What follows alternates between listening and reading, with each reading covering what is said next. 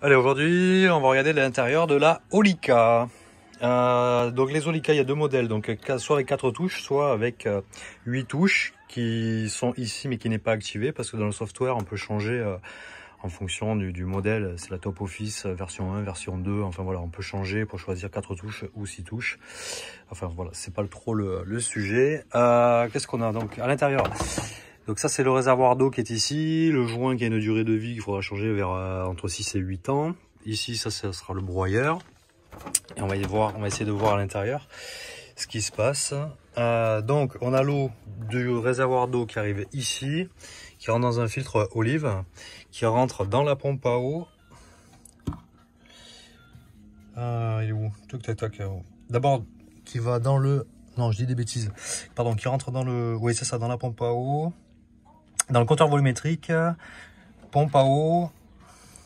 On sort de la pompe à eau par le tuyau, c'est-à-dire celui-là. On rentre dans la chaudière, on sort de la chaudière, on arrive à un raccord en T qui, lui, à la longue, va devenir jaune et va se casser. D'ailleurs, sur les chaudières, c'est pareil. On a des fuites sur les chaudières. D'ailleurs, de toute façon, c'est le cas de celle-là. Vous voyez, il y a du calcaire. Donc là, il faut changer les colliers. Ensuite, donc, on sort, on va en T. Alors, le T.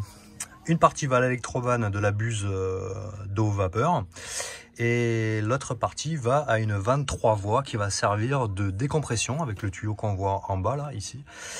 Une autre partie va aller au groupe café pour diffuser le café et c'est tout.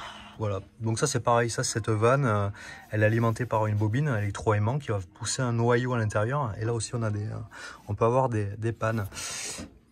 Niveau électrique, qu'est-ce qu'on a? Donc on a un capteur, le capteur du groupe café pour savoir s'il est bien enclenché ici. Qu'est-ce qu'on a? Ah oui, on a un capteur qui est complètement en bas. Alors sur ce modèle de machine, parce qu'en fait ce modèle de machine c'est comme celui-là là. Il y a deux plateaux. Donc on a un capteur de présence de capot. Ça, voilà, j'ai fait le tour. La carte électronique qui est dessous, qui elle par moment pose des problèmes.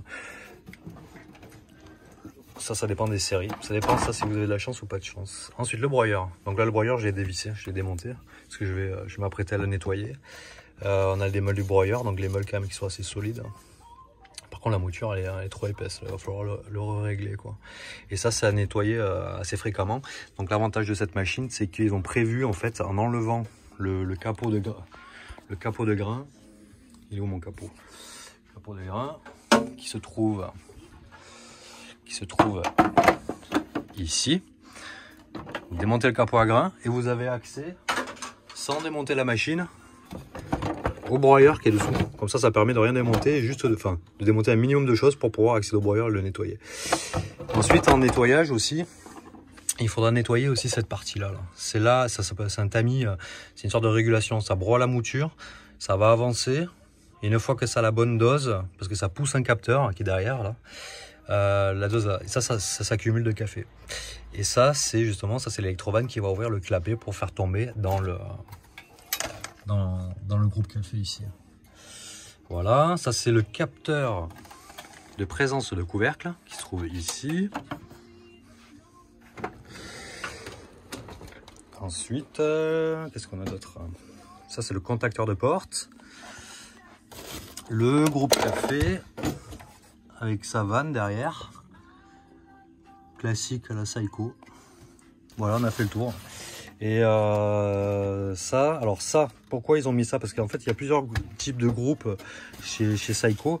Et celui-là, ils ont fait ça en fait en dévissant ici. C'est pas un réglage, c'est pour démonter en fait la grille afin de la nettoyer.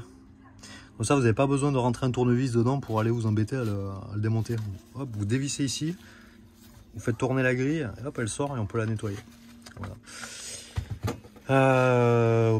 Après voilà, c'est une machine qui fonctionne assez bien, hein. 4 litres d'eau, 1 kg de café, c'est fait vraiment pour des grandes utilisations, donc c'est vraiment pas mal quoi. Voilà pour la Seiko Olica.